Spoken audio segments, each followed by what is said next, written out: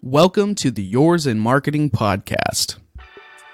On this episode, I speak with Power Connector and founder at NHP Talent Group, Adam Posner. On this episode today, speaking with Adam, we talk about his time with VaynerMedia and really what kind of a person Gary Vaynerchuk was to him and how it was to work with him.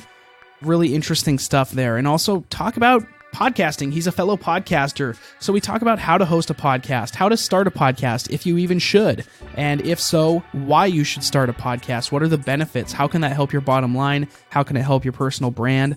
And then the flip side of that, who shouldn't start a podcast? Maybe some of you are contemplating that, and maybe you shouldn't start a podcast, and this can kind of help you lean to one direction. We also talk about his experience as the founder and managing director of NHP Talent Group, which is where he currently is as the founder, and why he loves connecting people and employers. And we talk about that passion. What you're going to get out of this episode, if you listen all the way to the end, is how to start a podcast, why or why not to start a podcast, the logistics behind that, how to increase your bottom line with it. Also, some really interesting information about Gary Vaynerchuk and what it's like to work with him. And then finally, the power of connecting people and companies together and what makes a great candidate stand out over a mediocre candidate. And vice versa, what makes companies stand out to candidates over a mediocre company. So please, without further ado, let's introduce Adam Posner. Please take a listen all the way to the end. I think you're really going to like this one. So Adam, how's it going today? How are you feeling? Doing well, man. Thanks for having me on. Appreciate it. Yeah, so we got a lot of great stuff to talk about today. But first and foremost, I want to get started on something that for me is really interesting. As somebody that I follow a lot of different thought leaders on social media, obviously you can't really be on Instagram or LinkedIn without knowing Gary Vaynerchuk. So you actually had the you had the opportunity of working at VaynerMedia in New York.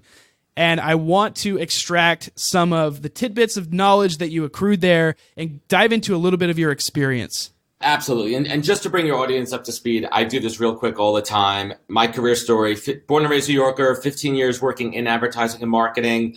About 4 years ago, I was lucky enough to land an awesome job over at VaynerMedia. I was group director, managing a couple of lines of business. I had the opportunity to work closely with Gary on a couple of things and really observe the man in action. But it's not just about Gary there. It's a fantastic other team as well. And long story short, I did not bring my A game, dude. I had some personal things going on. I had some other stuff, and I lost my job. I got let go from Vayner, and it was a real critical moment for me because I had to really look deep down inside and say, hey, is this what I want to be doing with my life moving forward? The answer was no, and I pivoted into recruiting. But the real cool piece about it was that day when I got fired, it was one of the worst days of my life. And I sat there with my head in my hands, at the verge of tears, and Gary comes into the room. And we had about an hour-long discussion about life, about, what's important in life and what you want to be doing and being focused. And Blake, he said the single most important piece of advice to me that I've ever received and I put into action. He said, Adam, you need to stop focusing on the things that you suck at and double down on your strengths. And I let that sink in for a minute. And Gary's like, well, what are you thinking about? What are you thinking about doing? And I said, listen, I failed. I don't know if this is what I want to be doing. I don't feel it in my heart anymore. And, I've been thinking about recruiting. I have some friends that do recruiting. And that was it. Gary's eyes lit up. He's like, dude, you'd be awesome at recruiting. You were born for it. Go fucking do it. I don't know if I could curse on your show or not, but yeah, we'll bleep it out. He's like, go effing do it, man. He's like, go do it. And with Gary's blessing, I pivoted into the world of recruiting and haven't looked back, man. That's fantastic. And I definitely want to get into that recruiting a little bit later. But sticking with this a little bit, is his persona the same in person as it comes across in social media? Yes. Gary is the real deal. He says what he means and he means what he says. When you become that big, you're going to have a lot of haters. You get a lot of people trash talking and saying that you're all talk, but he is the most genuine, real dude I've ever met. He's not, he doesn't come from the traditional agency world. He built it himself. He built his own brand. And it's a different approach to this modern age of marketing. And he's the real deal. I mean, he's someone I stay in touch with now to this day, from close, from afar. I have a couple of opportunities a year to touch base with him. And it's those moments in time that I hold dearest and closest to me. What's the company culture over there? And what did you find difficult working at VaynerMedia? That's a fantastic question. And let's caveat that with saying it's been over 4 years since I've been there. So a lot has changed. So when I was there, it was still early on. I was in the low 300s from the employee count. So I was still early on. I think they're way over 1,000 at this point, just to give your audience some perspective. And culture was interesting. I equate it to working inside of a beehive. Literally, it was a swarm of activity and action. It was at times unorganized chaos, sometimes organized chaos. And I think that's kind of really what was part of the magic sauce there, what the clients were looking for. They were looking for something non-traditional. They were looking for energy and creative ideas that came from different sources. And I think with the speed of social media, that's where Vayner excelled and exceeded at, because it didn't have process paralysis like other ad agencies. In social media, you got to get a post out in 5 seconds. You got to be able to respond to what's happening immediately and not wait a week for something to get approved, to go through the process and edits and revisions. And I think that led to the culture as well. And a very important point also, at that time at Vayner, the culture was evolving. It was very built around Gary. And I think now, I mean, I'm not there anymore, but I think the culture has really evolved into being about the agency and not just being so Gary-centric. That's crucial. Obviously, as you scale, it can't be all about one person. That's going to fail no matter who you are. So working there, did you find any inspiration of how you wanted to do things if you were to go on your own, for example? Like you saw what Gary would do, what other people would do maybe there in terms of social media, building a personal brand. Was that something that stuck with you that you still do? Spot on, Blake. Spot on, Blake. And we'll get to the personal branding in a minute, but everything that I'm doing now is predicated on my past experience being a social media digital marketing practitioner. I understand the technical side of building a brand. I understand the back end of it, how to drive the performance marketing piece, the SEO, how to build the video piece as well. But something else more importantly I learned is about delegating and finding the right resources. So for me, I'm a consultant. I do contingency and contract recruitment. So my time is valuable. There's a dollar amount on it. So for me, it's about finding resources for video production, for audio production, that I could spend a little bit of money here and then use my time to make more money in another client or another step. Let's transition into the podcast then, because that is a part of the 100%. Brand. So how'd you get started podcasting? How did you make that decision? Like, I need to start a podcast because here's the opportunity. What was that moment for you decided that? It was a couple things. One, I needed to build my personal, and I think there's a blend between your personal brand and your professional brand. And I think there's a gray area. There's certain things that I keep off limits. I have a private Instagram, my private Facebook. I try not to mix the two. For me, as someone who understands business, it's about attention, it's about eyeballs, and it's about exposure. And for me, the goal of the podcast, as I call it, and it's kind of a play on my nickname. My name is Adam Posner. Back a while when I was growing up, some people mispronounce it as Posner, and it kind of was a play on words where some people would call me the Pos, and that was kind of the impetus for calling it the Poscast. A little bit of background there. The goal of the Poscast is really, I want to give back, and I want to give back all of my experience to two different audiences. One, to those in the job search. I've had a ton of jobs. I've been through a ton of interview processes, and now on the other side, I see how it works, and I could really give that full 360 approach. And on the flip side, I want to speak to potential clients. I want to showcase my expertise, my breadth, my network as well, who I'm reaching out to. And I think that's critical as well. But the ultimate goal of the podcast is really to tap into one of my core strengths, which is my tenacity. My tenacity has driven me through my career. My tenacity is what drives me in business. And that's something that I want to help other people harness. So the goal of the podcast is to really help people harness their inner tenacity to drive their career forward. At what point does tenacity become kind of detrimental, though?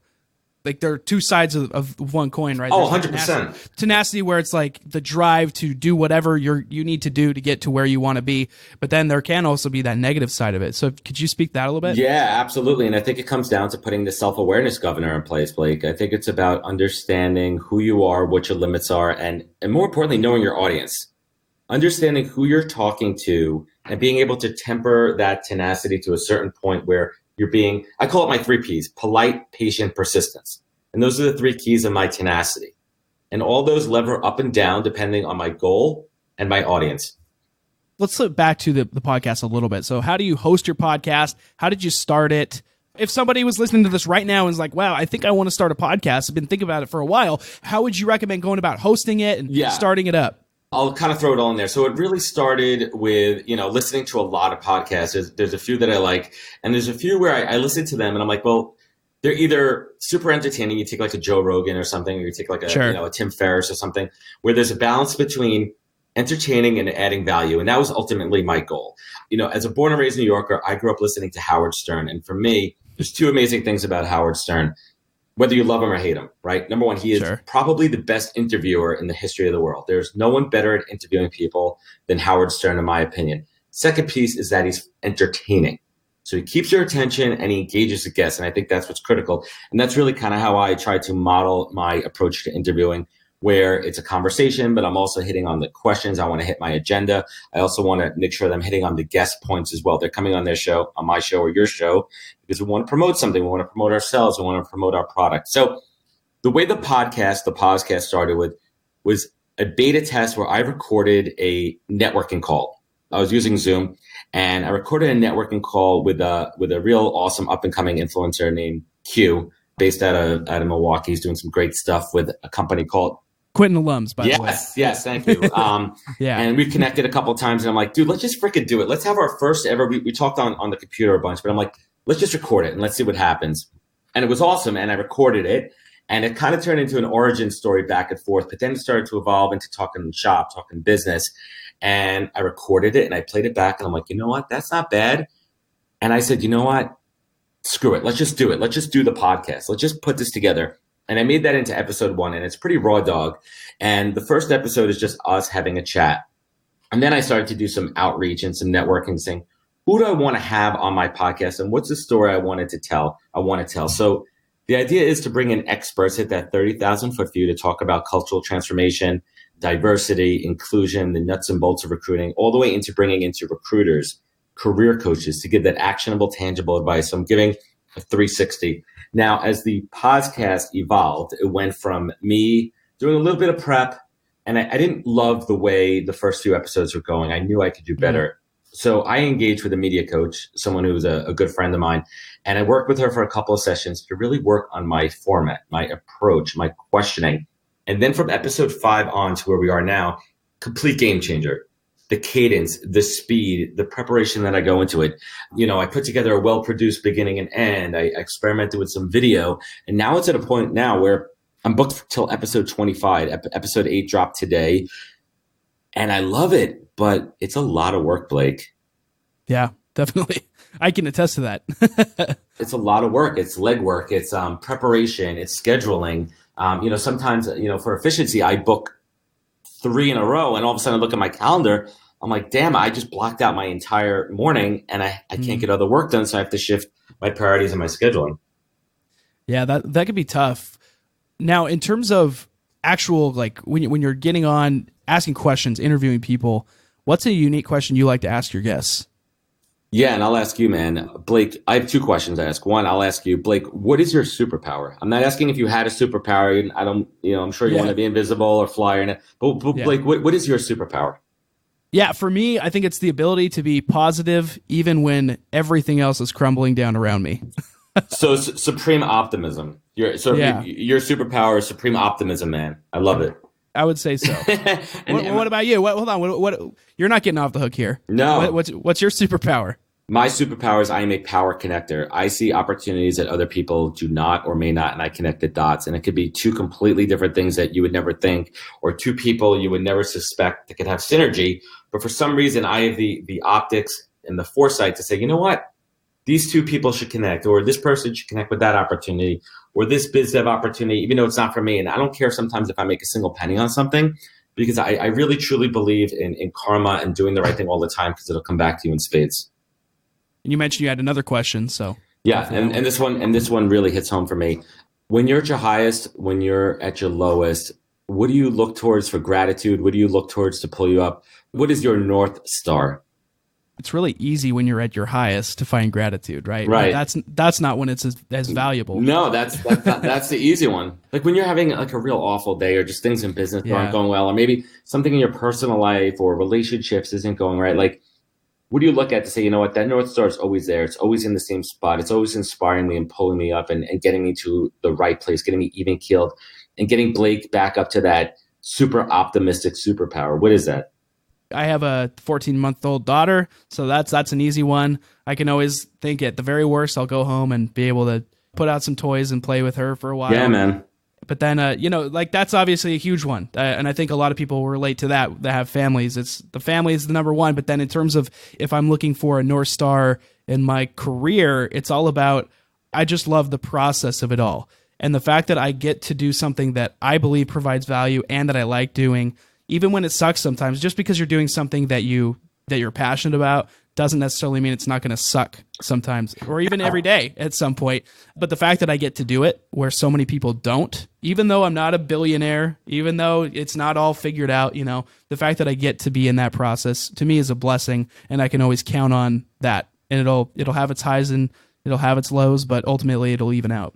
Yeah, absolutely. And mine mirrors yours as well. Again, for me, it's my family. I have a 7-year-old daughter. I have a 9-month-old son. And for me, it's always about them being that shining light. It's the reason I do everything. It's the impetus. It's the drive.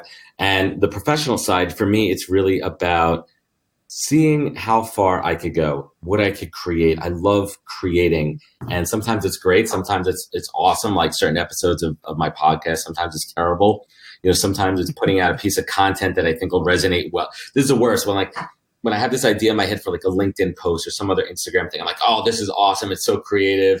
And then I put it out there and it gets like no love at all. And I'm not just being a like hound, right, but like I just see there's no love coming from it. I'm like, how come no one else finds this funny, right? And I think that's really what it's about. It's just a process for me. I completely agree with you, man. Yeah, ultimately you just have to know where you're going, and sometimes things are going to hit, sometimes things are going to miss. But if you keep going in the same direction, it'll all even out in the end. Just keep testing. Absolutely.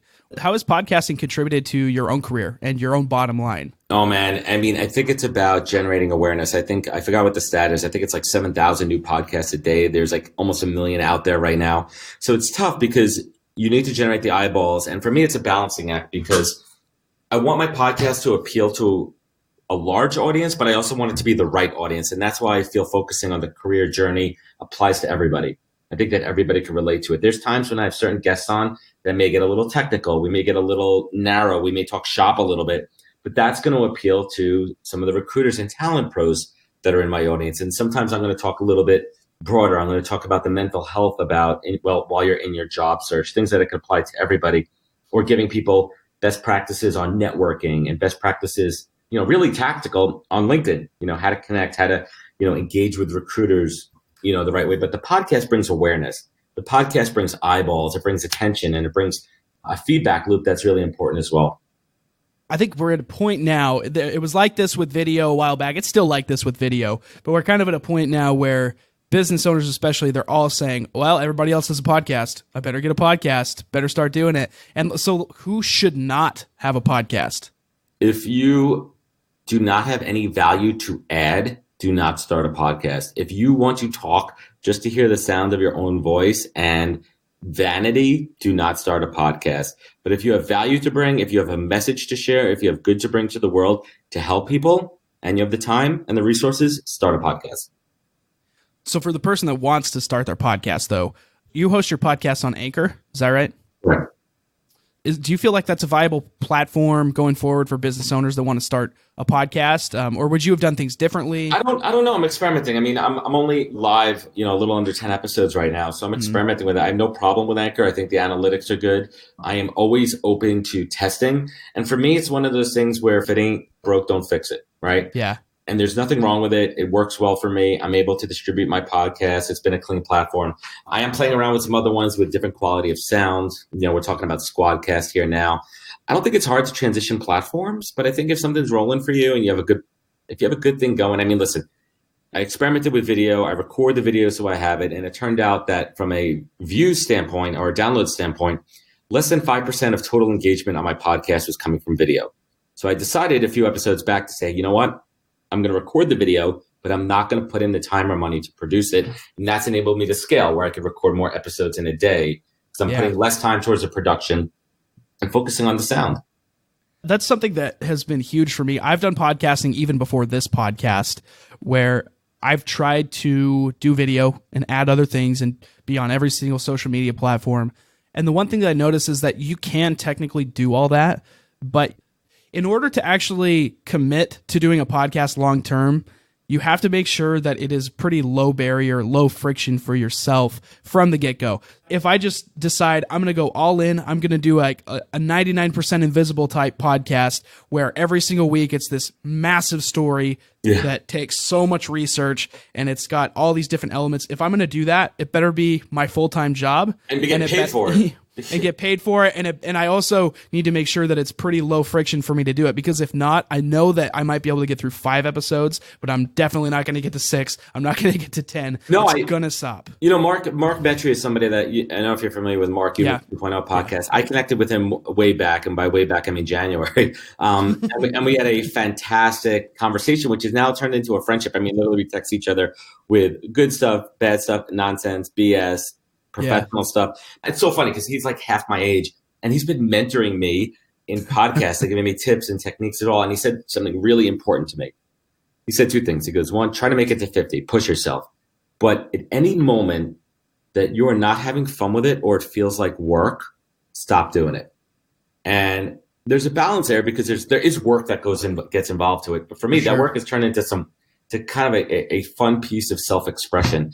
I do a decent amount of prep for each episode. I want to make sure that I do my research on my guest, that I know their background, that I'm hitting on their passion points, but then I'm also scripting it a little bit where I have a nice intro and I have a nice, closing thoughts as well. And I'm finding a lot of joy in writing my scripts because I like to write. And I used to write a lot when I was younger and I kind of moved away from it. But I like writing it, and it's turned into something we talked about earlier. It's a passion, and the podcast is a canvas of my professional and personal expression. Definitely. Let's talk a little bit about what you're doing now, because the podcast, you're doing the podcast now, so it's all connected, but now you moved on from a bunch of different roles, and you're less on the marketing side now, which you were in the past, and now more on the recruiting side. So you said you were a power connector. Now you're the founder of NHP Talent Group. You're the managing director. I'm sure that you have a lot on your plate with that. So let's talk about it a little bit. Like, how did you find out that connecting people was your passion? Yeah, absolutely. And I knew that before I pivoted into recruiting. It's funny when Gary said to me, double down on your strengths. And I looked down inside and I've always been a connector. I've always, before I pivoted into recruiting, it was about even doing biz dev on the professional side, finding those opportunities, utilizing my network. And that's why recruiting was a logical progression for me. Now, the thing was, Blake, when I pivoted into recruiting at 35 years old, I was starting a new career from day one, like a rookie. Yeah. I had to learn a brand new piece of business. I mean, I knew the basics and I knew the gist of it because I've worked with recruiters my whole career, but I had to learn the art and science. And I picked it up real quick. And I think I picked it up real quick and excelled because I started this career having 15 years of professional experience behind me. Well, let's stop there for just a sec, because I'm sure that there are other people that either have done a similar thing or they have not been brave enough to take that leap. So for the person out there that is 30, 35 years old that feels like they're in the wrong spot, what advice would you give to them? You only live one life, and you shouldn't be stuck doing something that you don't feel is right in your gut. Now, there are times when we, depending on our socioeconomic status or where we are in life, that there's certain times when we have to do jobs that we don't want to do because we have to put food on the table. But when you have a choice, and even then, if you're not happy with what you're doing, you live once, screw that, right? Like, try to find something that you're passionate about, but something that you could deliver on. Now, I'm not saying like, oh my God, I've been driving this bus for 20 years and now I want to be an astronaut. We're not talking about extreme career pivots. We're talking about logical pivots where you could parlay your skills and experience into that next move. And I think that's really the critical part, because if you're not, then you're not setting yourself up for success. Now, you hear those one-off fantasy stories about somebody who was doing X, Y, and Z for a number of years, and all of a sudden at age 40, they want to become a doctor and they went to medical school. I'm not talking about that. It has to be realistic and it has to be actionable, but you also have to be prepared to take a hit for the short term. I went from making a very decent, 6-figure salary working in advertising and marketing to going into recruiting, where the first couple of years I was making a third of what I was making. I live in Long Island. It's expensive. The highest taxes in the country, 2 kids, house, mortgage, all that kind of stuff. And I dipped hard into my savings. I basically depleted it, but I took a gamble on myself knowing that this is what I was going to be good at. Now, fast forward 4 years, I've never been in a better financial place. I've never made more money. I have a successful business. I have a couple of employees working for me. And it's just about betting on yourself, man. Betting on your strengths. Bet on you. There are kind of two ways of doing this. You can do a side hustle while you're still fully employed, or you could just drop it all, take the gamble. Which camp do you fall in more? Oof, yeah. I mean, I went all in. I put my chips all in. For me, it wasn't a side hustle. Now, the thing about recruiting is, without getting too technical into it, there are side hustle pieces in recruiting. If you know what you're doing and you associate yourself with the right people. I mean, I do split deals all the time. I mean, I work with people who have other jobs in recruiting that are able to capitalize on their own network. They do it after hours. They do it on the weekends. And they've turned their professional into a side hustle as well. And a side hustle also gives you the opportunity to test into something where you're not quitting your day job and you could try something. Side hustles are huge. I fully recommend them. For me, that just wasn't an option. It was an all in for me. I'm either all in or nothing. Let's also talk about this. You mentioned your passion really is connecting people. You talked a little bit about how you found that out, that you've kind of always known it was there, and that at a certain point you just kind of knew, oh, now is the time that I can actually act upon it and do something with it. But for the person that may say, I know that I like a lot of different things, but I don't know if any of it pertains to what I actually could do for a job, because we mentioned being realistic as well. For example, if you want to be a professional snowboarder, but you're 30 years old, maybe don't be a professional snowboarder, maybe have a snowboard shop. It's connected, but it's feasible. So like maybe sell snowboard apparel online, open up an e-retail store. Yeah. Right? So, but how, for the person that doesn't even have a clue how they could actually parlay that into a business, what advice would you have for that person? Yeah, it's all about, gauging the feasibility of it. And it's about beta testing into it. And you really need to think about, to your point, the snowboarding is a great analogy. If you're passionate about something, try to do some research and find out where those white spaces are. Like, is there a need for customized snowboards in your area? Is there a need for, maybe if you're into snowboarding, maybe it's like a mobile snowboard tuning where you drive to people's houses or at the mountain and you have a van. Like, think about where those opportunities are. Try not to do the same thing that everyone else is. Otherwise, you're swimming in the same pond with the same fishes. Now let's talk a little bit about NHP, because that's your baby. That's what you're doing right now. It literally is my baby. So real quick story on that. NHP, when I was naming my company, I was thinking about all these like extreme recruiting, like, Starship, all these names that could come into a recruiting practice. And I was struggling with it. I really was. And it was hard for me, for someone that came from branding and marketing, that I couldn't think of a name. And my wife goes to me, she goes, what is your North Star? And this was before my son was born. I said, well, my daughter, Nina, and Nina's initials are NHP, Nina Harrison Posner. And that was it. So that way, every time, I look to my company, every time I tell my story, I know what I'm doing it for. I'm doing it for her. And that was a no-brainer. And it was magic, man. That's fantastic. Well, let's talk about the actual technical part of this, because obviously it's not what I do. So I'm a total noob. Yeah. I could use a lot of help. And there are a lot of people here that have businesses that are trying to hire people, trying to get connected with the right people. So if I'm a business leader, if I'm a CEO, and I'm thinking, I got to hire the right people. Right. Why should I go with an NHP, somebody third party, to help me with recruiting instead of trying to handle it in-house? Because ultimately, I know my business better than anybody else does. So in terms of recruiting, why is that beneficial to outsource that?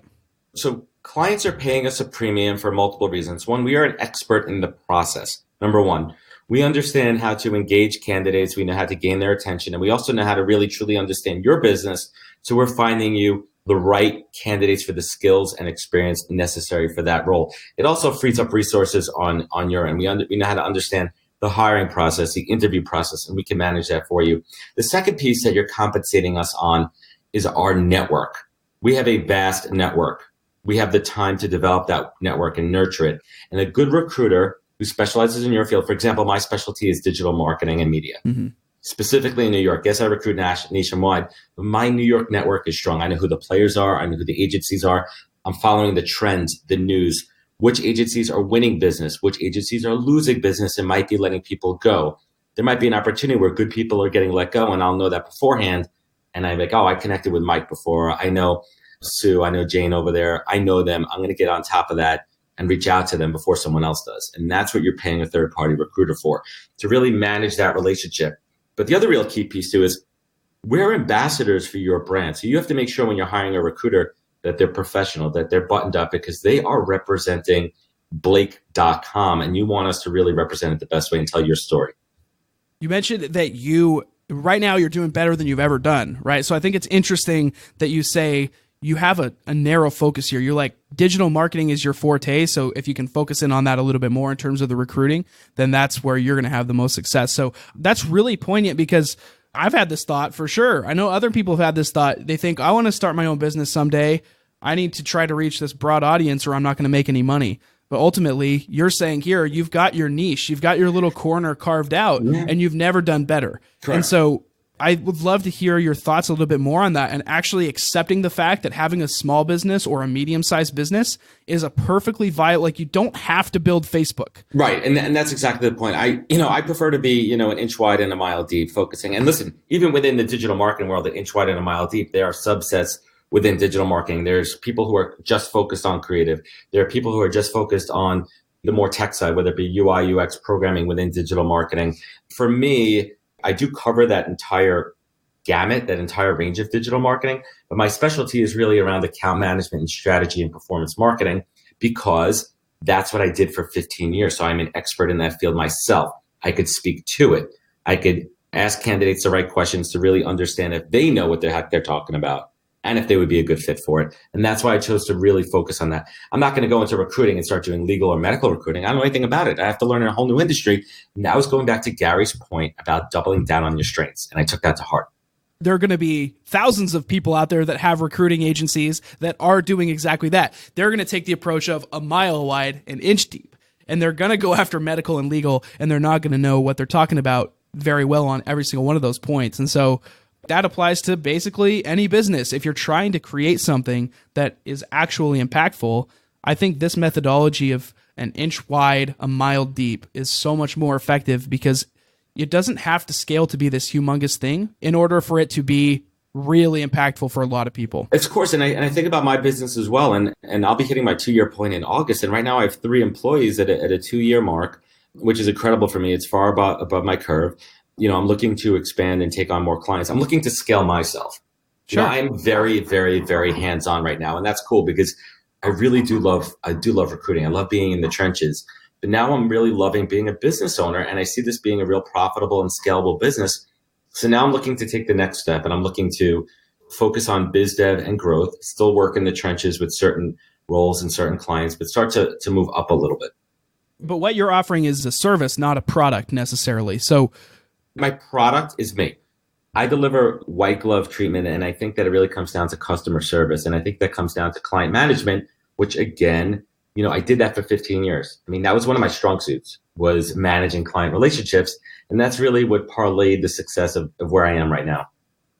In terms of scaling a services company or a product in which it's based on the value that people bring as opposed to an e-commerce site, how do you go about doing that the right way? Because it's tough to scale services. 100%. And it comes down to reputation. And I found an interesting challenge where I'm putting people into place at companies and they represent me. They represent my business. And I've never had that before. I mean, I've always been personally responsible for my success.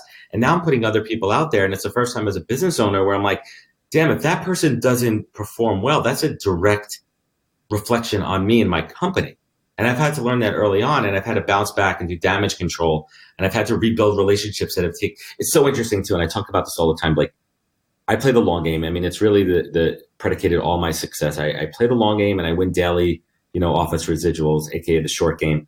But it takes a long time to build these type of relationships that build success, but it takes seconds for that to fall apart.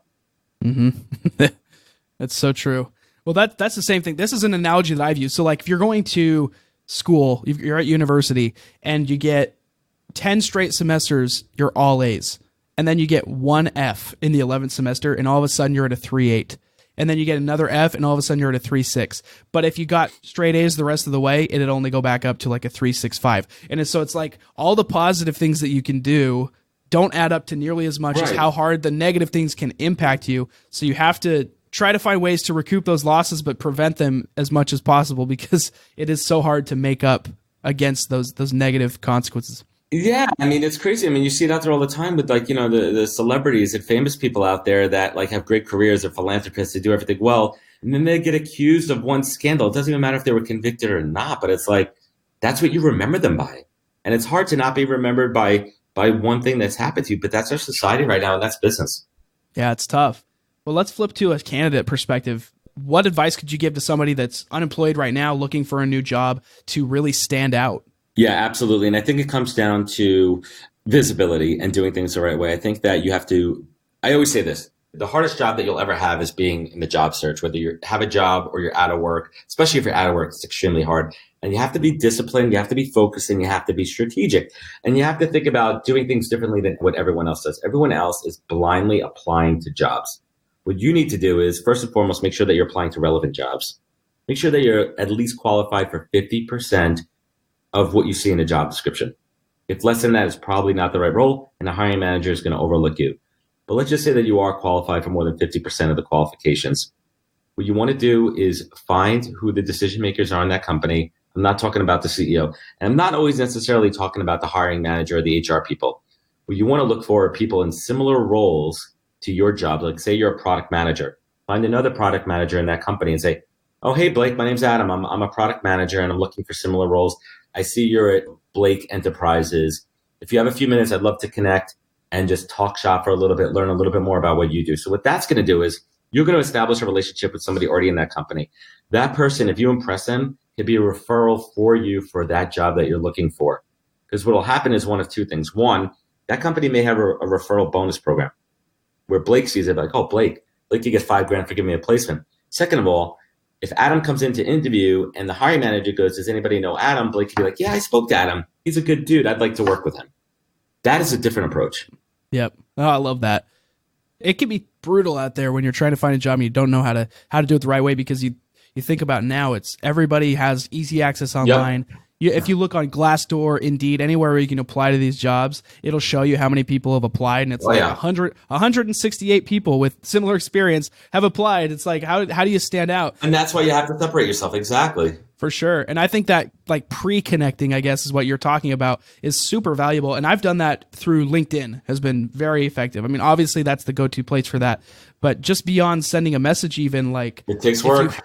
Yeah, for sure. And if you can stand out by maybe making videos, if you can, or having a podcast or something where you provide value, yep, that can also be a great thing to differentiate, because most people aren't willing to put in the work to do 100%. That. And that's a really good point as well as content creation. I have a lot of guests on my show who are career coaches, and we talk a lot about thought leadership. And I think thought leadership is key at any stage in your career, whether you could be a thought leader in an entry-level position.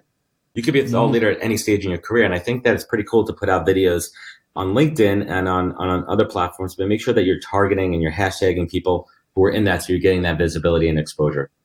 Definitely. I've been through this myself. Like, I obviously started out as an entry-level guy and worked my way up to where I am now, and still growing a ton. And I've got places to go beyond this, but it's really important to find ways to provide value whatever stage you're at. And like, if you're entry level, maybe you feel like you don't have all the information in the world. You're not going to be as capable of talking about marketing as the CEO of an ad agency or something like that. But you can always talk about where you're at and what you're learning and where you're failing and where you're succeeding, and being genuine. I wouldn't recommend doing content creation if you're going to try to self-aggrandize and make yourself seem so much better than you are, because people will see right through that. That's authenticity. And I think that's a big thing now. I think with the access to video at people's fingertips, I mean, literally I could hit a button on my phone and broadcast to the world. I think you have to be doing it for the right reasons. I think some people do it for vanity. And listen, we see how that works out. I mean, look at the Kardashians.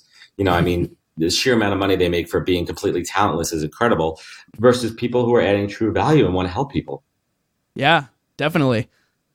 I've got this new segment that I want to try out on you. Yeah, man. It's going to be hopefully a little uncomfortable. We'll see. And I urge people, be comfortable being uncomfortable, man. Get out of your comfort zone.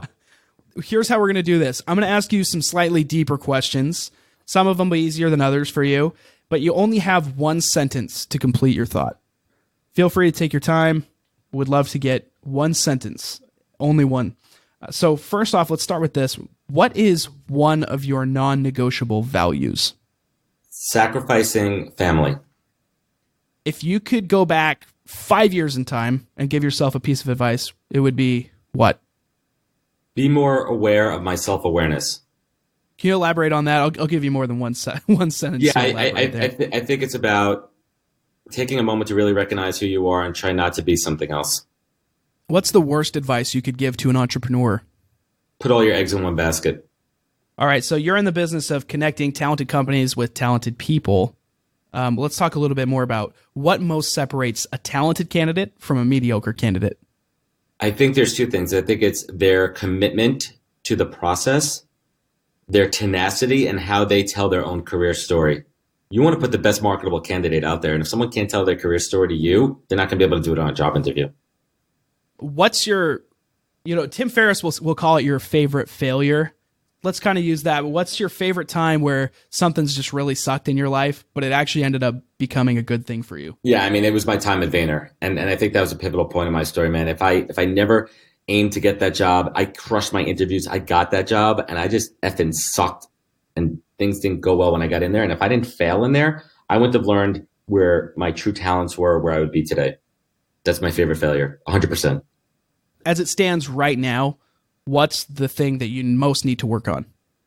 I think it's a little bit of, at times when I get frustrated, to not take it out on the people closest to me.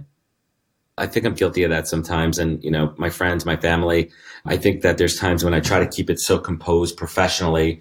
And listen, we have stresses, we have successes, we have failures, we have things that affect us in our day to day. And I think I need to do a better job of, when I walk in the door at home, to leave that in the office. And I think that's hard for a lot of people, to shut off, to compartmentalize. I know that I absolutely struggle with that. I mean, I'm a side hustler, so you're the kind of guy that jumped all in. I'm more like, I'm going to build something slowly on the side. Love it. And I think that both ways work. It's just, 100%. It takes different amounts of time. But so, yeah, I definitely can relate to that, going home and thinking, I still got more to do. But those are all those little tough questions I wanted to ask you. Love it, man. I appreciate that. I want to give you a chance here to put out your own billboard. What are you working on? What do you want people to go check out? Yeah, I would love for everybody to check out the podcast. I'm on Anchor. I'm on Spotify. Search for the podcast. You can also follow me on LinkedIn, Adam J. Posner on LinkedIn. I'm posting jobs. I'm posting thought leadership. I'm posting fun stuff that some people may like or may not like, but all the information is there. I would love if you, and really appreciate, follow, listen, comment, engage. I can attest to the fact that he's a great follow. I personally follow him. We're connected. Thanks, man. And that's actually how we got connected in the first place for the podcast. So LinkedIn's a huge tool. Adam, I really appreciate you coming on. Do you mind if I ask you some less serious questions really quick? Yeah, of course. You good with that? All right. Let me pull up a couple crazy questions here. This is going to be our rapid fire round. I do rapid fire too. I love it. Yeah, put me on the hot seat. All right. So there's like 7 questions, 8 questions. Should be pretty easy. Let's do hot potato as fast as you possibly can. So, you prefer texting or phone call? Texting. Favorite day of the week? I like Thursday. Thursdays are great. I like Thursday too, actually. Most people say Friday. I like Thursdays. Yeah, I agree with that. What's your favorite city in the United States besides any that you've actually lived in? Austin, Texas. What? I could live in Austin, 100%. I love Austin, Texas. Come on over. Yep. For those listening, I just moved to Austin, Texas 2 days ago. So, all right, what was the last song you listened to? Pearl Jam, Rearview Mirror. Pearl Jam, nice. Would you rather be able to speak every language in the world or be able to talk to animals? Talk to animals. Interesting. Cool. Very cool. So what animal would you pick if you could only pick one to talk to and understand? Which one would it be? I'd love to know the mentality of a snake, man. Yeah. Like, no legs. How do you function? Totally. Yeah, and you're total badass too, right? Yeah. Fill in the blank. Gary Vaynerchuk is? The real deal. And finally, invisibility or super strength? I would take invisibility. Invisibility or power connecting? Oh, power connecting. I would never trade my superpower for anything in the world. Good answer. All right, Adam Posner, thank you so much. It's called The Podcast. His name is Adam Posner. Don't get it mixed up. Follow him on LinkedIn. And thank you so much for listening in, and have a great day. Blake, that was awesome. Great podcast. Thanks for having me, man. And now it's time to switch from a B2B mindset to P2P. That is peer-to-peer. I'm going to be interviewing people here at Directive Consulting, my peers, my colleagues, to try to find out what makes them tick, to see where they come from, what their goals are professionally, and give you an idea of what the culture is like here at Directive. It's going to be a really interesting opportunity, and maybe you'll even find people that have your exact same job title, your same position, or your same goals, or maybe they just like the same music as you. Okay, we're live with Max. Max is a PPC specialist here at Directive. How are you doing? I'm doing well, man. Just had some lunch, so feeling good. Where'd you go? Chick-fil-A. Chick-fil-A. Yeah. Okay, let's guess your meal. You got a 12-count nugget meal. I did not. Spicy chicken? Deluxe. Yeah, okay. Yeah. That was my Extra second Chick-fil-A sauce. Nice. That's the way. It's like those were the two options. Nobody just gets the plain Chick-fil-A sandwich anymore. No, there's no point, really. Did you go with anybody else? Yeah, I actually went with Brady and Drew. Nice. Also work here. Yep. Very cool. So let's start out with your origin story, not starting at your birth, but just like your work origin story. So how'd you get started on this career path? And then how did you end up at Directive? Okay. In college, I took like a marketing class at community college, and it was like one of the few classes I actually enjoyed. So then when I transferred to Cal State Fullerton, I decided that's what I was going to major in. While I was in college, I was also working at a retail store, and I kind of started up their online business. And I got to a point where we were doing really well online, to the point where we just closed down the actual in-store retail and just went completely online. So I was able to get some digital experience there. And then That's like the complete opposite of the way it usually goes. Yeah, right? You usually like start, if you like on Shark Tank, all the companies start e-commerce. Yeah. And then they get retail after that. So that just shutting down the retail altogether is crazy. Yeah. So that was pretty cool. So it was just me and the owner and like one other dude who were pretty much handling everything. And so that was a pretty fun experience. And then I also did an internship at an advertising agency in the food service industry. And I kind of just felt like I was doing busy work there. Like one of the things I was doing was helping their web designer. And he was like, oh, I need you to update all these like H1s and meta titles and all this. And I thought it was like just busy work. And then when I actually started like reading into it and figuring out like the importance of that stuff, I was like, oh, this digital stuff is kind of cool. So I kind of did my own research, decided that AdWords was something that I was pretty or Google Ads, now formerly known as AdWords. I thought that was a pretty cool thing, and I saw that there was probably going to continue to be a strong demand for it. So I went ahead and got certified. So then I started looking for jobs who were looking for paid specialists. And that was how long ago? That was last February. Okay. So you've been with Directive a little bit over a year now. Yes, sir. Very nice. Yeah. Cool. Are you more the type of person like one day you want to own your own thing, or do you like having the structure of a bigger company to fall under and then get creative within that structure? Yeah, I kind of like the structure here. Yeah, I don't know if I'd like to own and do my own thing. I think there's stresses and pressures there that I just okay with not having. Yeah. But yeah, I like being part of the team here for sure. So what's your favorite part about Directive? I would say, probably get this every answer, but the people. Yeah. Does that sound about right? Yeah. Yeah.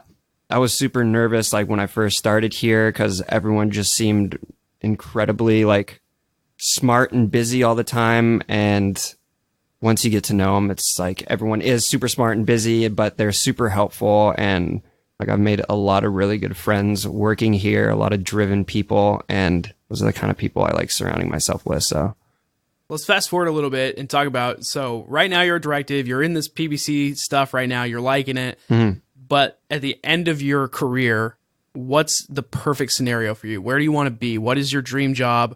What do you want your retirement to look like? So I'm super into music, like playing guitar a lot. So I guess my dream job would be like head of marketing at Fender. I think that would be pretty cool. That's something that I'm really passionate about, so I feel like I'd be pretty good at it as well. I think that would be a fun space to work in. That's awesome. So have you ever worked with like music clients before? Never. No, and not too many music clients in the B2B space. Yeah, sure. Yeah. That's a tough one to find. Yeah. No, that's awesome. So if I were to go around and take a poll of all of your coworkers, the people that know you the best here at Directive, this is not your opinion. This is what they would say. Yeah. What do you think they would say is your spirit animal? I'm not going to lie. I don't even know what my own spirit animal is. I'm going to go with some sort of bird. And I'm only saying that because I've had some pretty intense arguments here with people about I personally think birds are hilarious and funny, and I would like to possibly own a talking bird as a pet one day. They get a lot of flack around here. Not too many people, a lot of dislike towards birds. So I feel like it's a sarcastic choice for them to assign me the bird spirit animal, but I feel like that's probably what. Are we talking a chicken, a turkey? No, those are garbage birds. I'm talking like Falcon. That's what I would like. Yes. Yeah. Okay. Yeah. So I would have pegged you for like an otter. I could go with otter. I feel like you're funny and you're crafty. So it's like I can see otter. Okay. I appreciate that. It's much cooler than a bird, I'm not gonna lie. Well, so you don't have any opinion on what you think it would be? Is it okay if I just steal your otter answer? That's fine. Go for it. Yeah, I like otter. I'm pretty loose around the office. There can be stressful days around here. People always grinding, so I try and keep it loose and make people laugh.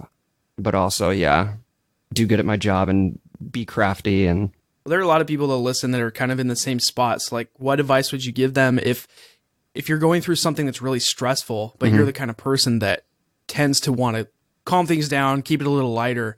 What's your advice in those stressful moments to be productive, but also just like lighten the tone? Talk to someone. A lot of times I'll find myself like kind of stressing and kind of hitting a wall, and then I'll talk to either my lead Josh, or I'll talk to our director, or even whoever's next to me at the time, just kind of get their feel on it and just a second set of eyes. And it could be pretty enlightening just to get someone else's perspective, can help you get out of a rut. And we've got some pretty insightful people in the department, so you're usually going to get some pretty good information. Well, what's typically, not just here at Directive, but like in general, what's something that really is good at stressing you out? What hits you every time a certain thing happens? It's like super stressful for you. Looking at the clock. Like I just feel like there's so much to do and not enough hours in the day, and I'll just be working on something, and then I'll look at the time and think just like, oh crap, I have all this other stuff. I guess just thinking about all the things that I have to do and the limited amount of time I have, because I typically like to bite off a lot more than I could chew sometimes and try and tackle more items than I need to. So I guess that can kind of be stressful. Yeah, that's something that like I can relate to that. Yeah. I used to be more the kind of person that wanted to just do 100 things all at the same time, because I thought that would mean that I'd be doing 100%, and then I end up doing 0. And so I was like, well, if I focused on one thing and did that 100%. So like ultimately it would only make a 1% impact on my day, but 1% is better than 0%. I'm no mathematician, but that makes sense. I feel like that checks out. That's something that I've definitely learned so far. But like here at Directive, it can be a little bit intimidating, a little difficult sometimes, and stressful because you're around a lot of high performers. The people that get hired here, like yourself, like all the people you've referenced here that help you out as well, are high performers. And so that's really cool that you get to work with smart people, but at the same time, it holds you to a new standard. And it can be super stressful. So has that been your experience? Like, do you sometimes feel that pressure being at a company that hires well to live up to that standard? I kind of see it as like a blessing to like, I guess just like, oh man, I'm included with these people. I must be doing something right. And then, yeah, like I was talking about earlier, like just knowing that those resources are there for you.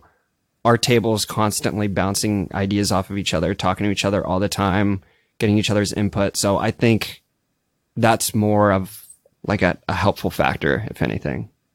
All right. How good are you at hot potato?